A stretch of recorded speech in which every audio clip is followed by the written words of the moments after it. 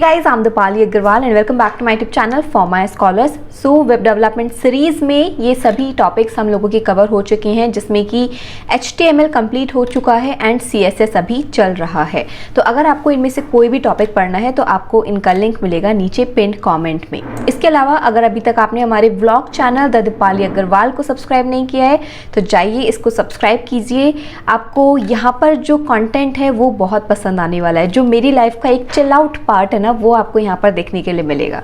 तो जाइए और इसे सब्सक्राइब कीजिए। तो चलो भाई, आज का टॉपिक हम लोग स्टार्ट करते हैं। आज हम लोग पढ़ेंगे एनिमेशन के बारे में थोड़ा। ये बहुत ही इंटरेस्टिंग टॉपिक होने वाला है, तो जल्दी से सीखते हैं इसको। और बहुत ही ईजी टॉपिक है और इस वीडियो को इसलिए एंड तक देखना। तो सबसे पहले तो हम लोग क्या करते हैं भाई, कंटेनर्स बना लेते हैं। तो जो डिव टैग है ना, अगर ये आपको नहीं पता है तो भाई जान लो, क्योंकि अगर आप HTML CSS के थ्रू अपनी वेबसाइट बना रहे हैं और आपको डिव कंटेनर के बारे में नहीं पता है, कंफ्यूजन है थोड़ा सा भी, तो भाई कुछ नहीं हो सकता तुम्हारा। तो इसीलिए पहले जाके सीख लो कि डिव कंटेनर बेसिकली करता क्या है। तो हमने जस्ट यहाँ पर क्या किया है, एक ब्लैंक डिव कंटेनर ले लिया है।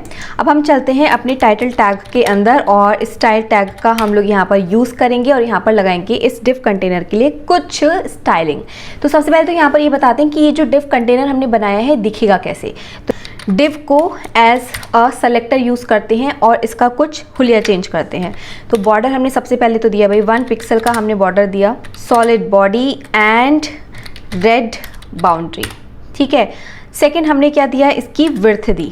और एक चीज़ और कर देते हैं, इसका कुछ बैकग्राउंड कलर भी सेट कर देते हैं। बैकग्राउंड कलर हमने दे दिया इसको भाई, चलो ब्लू वायलेट। कंट्रोल S किया और देखते हैं कि अभी हमारे पास क्या आया है। ओफो, ये कुछ डिब्बा सा बन के आया है, बट कुछ ज़्यादा ही बड़ा है। तो 20 पिक्सल्स करके देखते हैं, कुछ ज़्यादा छोटा हो जाएगा। चलो अभी ठीक है, इतना सही है, ठीक है। तो ये हमारे पास एक डिब्बा बनकर आ गया है, जो कि हमने जस्ट डिव कंटेनर से बनाया है। एक ब्लैंक डिव कंटेनर हमने यहाँ पे लिया था और डिव सेलेक्टर का यूज़ करके यहाँ पर हमने उसकी प्रॉपर्टीज़ को दिया है। अब इस डिव कंटेनर पर, अब इस डब्बे पर हम कुछ एनिमेशन अप्लाई करना चाहते हैं। ये जिस पोजीशन में है इस पर कुछ एनिमेशन लगा के हम इसकी कुछ पोजीशन कुछ चेंज करना चाहते हैं, इसका कलर चेंज करना चाहते हैं, इसमें कुछ ट्रांजिशंस लगाना चाहते हैं। देखते हैं वो चीज़ कैसे लगेगी। तो यहाँ पर जब भी आप एनिमेशन यूज़ करते हो तो वहाँ पर एक बहुत ही इंपॉर्टेंट टॉपिक यूज़ होता है, की फ्रेम। तो यहाँ पर सबसे पहले हम लोग लिखेंगे एनिमेशन का नेम, यहाँ पर हम लोग देंगे एनिमेशन नेम, ठीक है। और उस एनिमेशन नेम की डेफिनेशन हम अभी आगे देंगे। तो एनिमेशन नेम लेट सपोज हमने दिया डिज़ाइन के नेम से, ठीक है। अब इस डिज़ाइन की हमें बताना होगा कि ये क्या करेगा। अभी ये जो डिब्बा है किस पोजीशन में है, किस कंडीशन में है, जब इस पर एनिमेशन लगेगा तो वो क्या करेगा, ये चीज़ हम यहाँ पर मेंशन करेंगे। तो कैसे करेंगे, सबसे पहले हम लोग लिखेंगे यहाँ पर की फ्रेम, ठीक है, @की फ्रेम। और उसके बाद अब इस की फ्रेम का नेम लिखेंगे, जो कि हमने क्या दिया है, डिज़ाइन। इतना समझ में आया आपको। अब यहाँ पर हम बताएंगे कि हम क्या चाहते हैं, ये जो डिब्बा है उसकी क्या प्रॉपर्टीज़ में हम लोग चेंज करना चाहते हैं। तो सबसे पहले तो हम यहाँ पर मेंशन करते हैं फ्रॉम, कि किस कंडीशन में है वो। तो किस कंडीशन में है, अभी उसका जो बैकग्राउंड कलर है वो क्या है, अभी है इसका ब्लू वायलेट है, फ्रॉम। एंड अब हम इसको यहाँ पर 2 में बताएंगे कि हम क्या बैकग्राउंड कलर इसका चाहते हैं। तो बैकग्राउंड कलर मैंने दिया यहाँ पे एक्वा। देखो, जो भी प्रॉपर्टी आप चेंज करना चाहते हो एनिमेशन के टाइम पर, जो भी प्रॉपर्टी चेंज होगी वो जाएगी 2 में, और जिस भी प्रॉपर्टी को आप चेंज करना चाहते हो और उसकी जो वैल्यू आपने यहाँ पर लिखी है वो जाएगी यहाँ पर, ठीक है। तो फ्रॉम यानी कि इस कंडीशन में था वो ब्लू वायलेट बैकग्राउंड कलर था, और मैं चाहता हूँ कि मैं चाहती हूँ कि ये जो बैकग्राउंड कलर है वो एक्वा हो जाए। एंड इसके अलावा हमारे पास एक और यहाँ पर प्रॉपर्टी होती है एनिमेशन ड्यूरेशन, कि आप कितने ड्यूरेशन के लिए इस एनिमेशन को अप्लाई करना चाहते हैं। तो एनिमेशन ड्यूरेशन मैंने लेट सपोज दिया 10 seconds. Okay, so control S करते हैं। तो ये देखिए अभी हमारे पास डिब्बा है और देखिए इसका कलर धीरे धीरे चेंज हो रहा है और 10 सेकेंड तक ये जो कलर है फाइनली अपनी एक्वा पोजीशन में पहुँचेगा। ये होता है एनिमेशन। फिर से देखिए, मैं इसे रिफ्रेश करती हूँ तो देखिए धीरे धीरे इसका कलर चेंज हो रहा है। कब तक चेंज होगा, जब तक कि ये एक्वा तक नहीं पहुँच जाता है। सो जैसे हमने यहाँ पर फ्रॉम और टू प्रॉपर्टीज़ का यूज़ किया है, ऐसे ही हम इसको किसी और तरीके से भी लिख सकते हैं। कैसे लिखेंगे, सबसे पहले मैं इसको बना देती हूँ कमेंट, और मैं आपको इसका लिखने का दूसरा तरीका बताती हूँ कि कुछ परसेंटेज के हिसाब से भी आप इस चीज़ को लिख सकते हो। कैसे, हमने लिखा कि भाई जब 0% है, यानी कि अभी एनिमेशन स्टार्ट हुआ है अप्लाई होना, तो उस केस में हम लोग क्या करें, जो बैकग्राउंड कलर है वो उस टाइम पर हो जाए जो था हमारा ब्लू वायलेट ही था, ठीक है। उसके बाद जब 50% ऑफ टाइम हो जाए तो उस टाइम पे जो बैकग्राउंड कलर है वो हो जाए ब्राउन, और जब 100% ऑफ टाइम हो जाए, एनिमेशन ड्यूरेशन का जब 100% टाइम हो जाए तो उस टाइम पर जो बैकग्राउंड कलर है वो हो जाए हमारे पास ब्लू। अब देखते हैं क्या चेंजेस आएंगे। कंट्रोल एस किया तो देखिए जब 50% हो जाएगा टाइम तो देखो रेड हो गया, अब इसका ब्लू हो गया जब 100% टाइम हो चुका है इस एनिमेशन का, ठीक है। तो हम इसको इस तरीके से भी लिख सकते हैं, जैसे मैं 0, 50, 100% लिखा है, आप इसको 0, 10, 20 किसी भी पार्ट्स में आप इनको डिवाइड कर सकते हैं परसेंटेज को।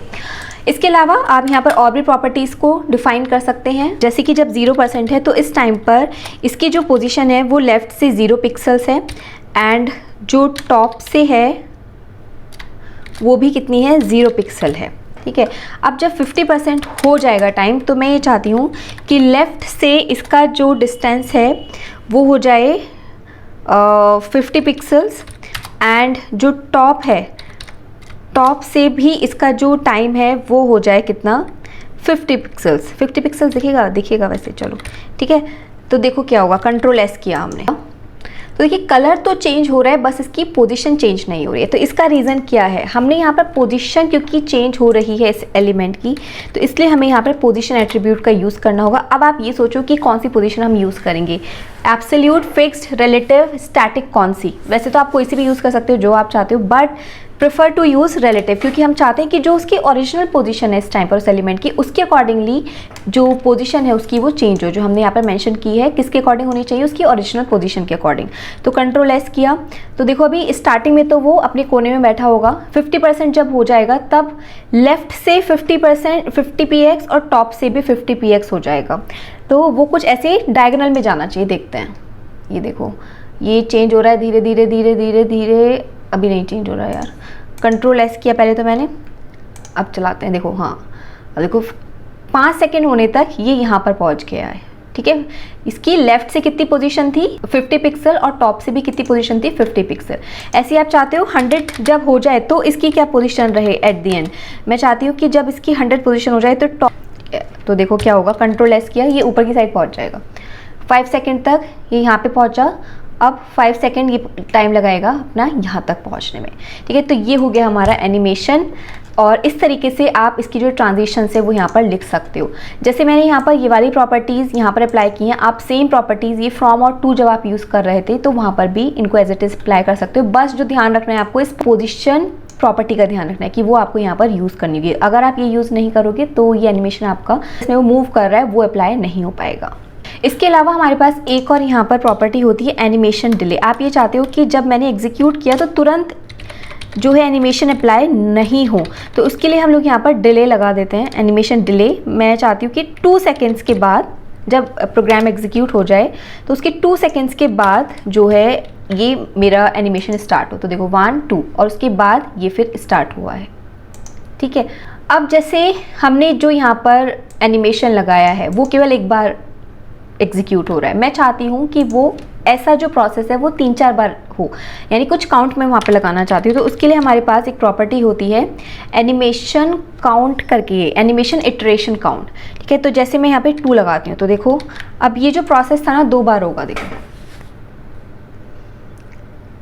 ये 50% पे हुआ फर्स्ट इटरेशन में, और ये हुआ 100% पे फर्स्ट इटरेशन का पार्ट था ये, ठीक है। अब सेकेंड इटरेशन ये स्टार्ट हुई है, ठीक है। आई होप कि आपको समझ में आ गया होगा। आप जितने भी यहाँ पे काउंट्स लगाओगे उतनी बार यहाँ पर होगा, और अगर आप ये चाहते हो कि भाई रुके ही नहीं तो इनफाइनाइट लगा लो, वो चलता ही रहेगा बस। अब इसमें एक प्रॉपर्टी आती है animation direction, animation direction, this one, ठीक है। तो देखो कौन कौन सी डायरेक्शंस आ रही है, alternate, alternate reverse, normal, reverse, ये सब आ रही है हमारे पास। तो नॉर्मल तो नॉर्मल हो गई, आपको मेंशन करने की ज़रूरत नहीं है। रिवर्स हम लोग लगा के देखते हैं। तो रिवर्स में देखो क्या होगा, पहले यहाँ पहुँचा ये, जो ये से 100% पे काम करना था वो उसने पहले किया, फिर उसके बाद 50% वाला किया, और फिर वापस से अपनी 0% वाली पोजीशन पे पहुँच गया। यानी कि जो एनिमेशन हमने फॉरवर्ड डायरेक्शन में लगाया था वो अब रिवर्स डायरेक्शन में हमारा ये चल रहा है, ठीक है। रिवर्स के अलावा यहाँ पर और भी ऑप्शन है, देखो और क्या ऑप्शन है हमारे पास, ऑल्टरनेट तो हमारा यहाँ पर आपको नहीं दिख पाएगा, कंट्रोल एस किया क्योंकि केवल 3 ट्रांजिशंस हैं यहाँ पर। तो ऑल्टरनेट देखने के लिए हम क्या करते हैं ना, यहाँ पर एक और हम यहाँ पे वैल्यू ऐड कर लेते हैं कि 70% पर क्या हो, कुछ चेंज कर देते हैं और इसको भी कुछ चेंज कर देते हैं हम लोग। लेफ़्ट से 0 टॉप से 0, 50% पे मैं चाहती हूँ कि लेफ़्ट से 50 हो जाए और टॉप से रहे और 70% पे क्या हो, वो इधर की साइड पहुँच जाए, यानी कि लेफ़्ट से 50 टॉप से 50 और 100% पे वो पहुँच जाए ऊपर, यानी कि लेफ़्ट से 50 टॉप से 0। कंट्रोल एस किया। तो अभी मैं अल्टरनेट वाला यहाँ से हटा के दिखाती हूँ कि मैंने क्या चेंजेस किए हैं। कंट्रोल एस किया मैंने, तो देखिए क्या हो रहा है। 50% पे पहले ये नीचे आएगा, 70% पे फिर ये राइट में पहुँचेगा और फिर 100% पे ही ऊपर पहुँचेगा। ठीक है, तो ये हो गया हमारा क्या, फॉरवर्ड डायरेक्शन वाला। मीन्स एनिमेशन डायरेक्शन क्या है, नॉर्मल है यहाँ पर। अब मैं इसे रिवर्स में करके दिखाती हूँ आपको। सारे यहाँ पर हम अप्लाई करके देखते हैं जल्दी जल्दी से। रिवर्स हमने किया, कंट्रोल एस किया। यहाँ से मैं एक तो ये डिले हटा देती हूँ और ड्यूरेशन में 10 सेकेंड्स के बजाय इसकी कर देती हूँ 3 सेकेंड्स कर देती हूँ। कंट्रोल एस किया। अब ये जल्दी जल्दी दिखेगा। ओए कुछ ज़्यादा जल्दी हो गया। देखो हमारा फिर से किया, देखो ये इसने रिवर्स में लिया है। ठीक है, रिवर्स काम किया है इसने। अब मैं इसे ऑल्टरनेट करके दिखाती हूँ। एनिमेशन काउंट में यहाँ पर 3 कर देती हूँ। अब देखो ऑल्टरनेट में क्या हुआ, कंट्रोल एस किया, इसने पहले नॉर्मल चला, अब देखो ये बैक गया और फिर से उसके बाद फिर से इस पोजीशन में आएगा। ठीक है, तो ये होता है हमारे पास ऑल्टरनेट। ऐसे ही ऑल्टरनेट रिवर्स होता है। एक हमारे पास इसकी लास्ट प्रॉपर्टी रहती है कि जो कर्व आएगा, इसके थ्रू जो कर्व बन रहा है उसकी प्रॉपर्टी अगर हम चेंज करना चाहते हैं तो उसके लिए हमारे पास एक प्रॉपर्टी होती है एनिमेशन टाइमिंग फंक्शन। तो देखो भाई बहुत सारे ऑप्शंस हैं। हम जो जनरली यूज़ करते हैं वो करते हैं ease in, ease out and linear का। अब अच्छा एक चीज़ मैं बता देती हूँ आपको, इसका एक शॉर्ट हैंड भी होता है हमारे पास एनिमेशन। देखो क्या क्या प्रॉपर्टीज़ यहाँ पर आती हैं। तो ये होता है हमारे पास short hand for all these properties.